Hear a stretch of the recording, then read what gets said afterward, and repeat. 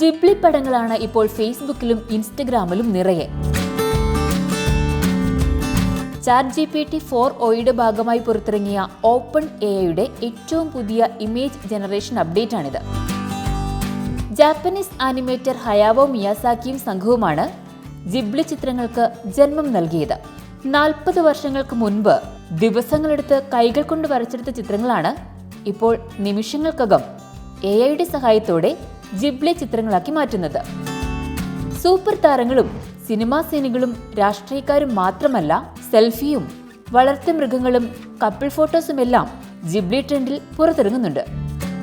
ChatGPTയിലെ ജിബ്ലിക്കാരുടെ തിരക്ക് മൂലം open AI സെർവറുകൾ പോലും ചുട്ടുപഴുത്തിരിക്കുകയാണ് എന്നാണ് റിപ്പോർട്ട്. അതുകൊണ്ട് തന്നെ ചിത്രങ്ങൾ ജിബ്ലിഫിക്കേഷൻ നടത്തുന്നതിന് നിയന്ത്രണവും വന്നു കഴിഞ്ഞു. സൗജന്യ ഉപയോക്താക്കൾക്ക് 3 ചിത്രങ്ങൾ മാത്രമേ സൃഷ്ടിക്കാൻ അനുവാദമുള്ളൂ. ഗൂഗിളിന്റെ ജെമിനി അല്ലെങ്കിൽ ഗ്രോക്ക് പോലുള്ള എഐ മോഡലുകൾക്ക് സ്റ്റുഡിയോ ജിബ്ലി ശൈലിയിലുള്ള ദൃശ്യങ്ങൾ സൃഷ്ടിക്കാൻ കഴിയും.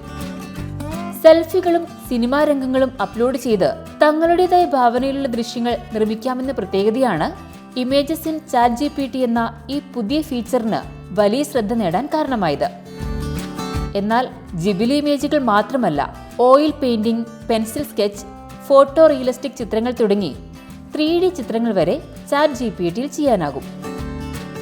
ചിത്രങ്ങളെ ഇത്തരത്തിൽ രൂപമാറ്റം വരുത്താൻ ChatGPT ഓപ്പൺ ചെയ്ത് നിങ്ങളുടെ ചിത്രം അപ്ലോഡ് ചെയ്ത ശേഷം ഏതു തരത്തിലുള്ള ഇമേജാണ് വേണ്ടത് എന്ന് പ്രോംപ്റ്റ് ചെയ്ത് നൽകിയാൽ മതിയാകും.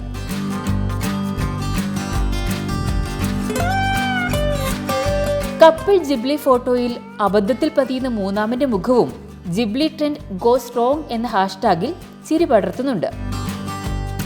2 പേരടങ്ങുന്ന ചിത്രത്തിൽ ഏതെങ്കിലും വസ്തുക്കളെ മറ്റൊരു വ്യക്തിയായി AI ഐഡന്റിഫൈ ചെയ്യുന്നതാകാം ഇതിന് കാരണം.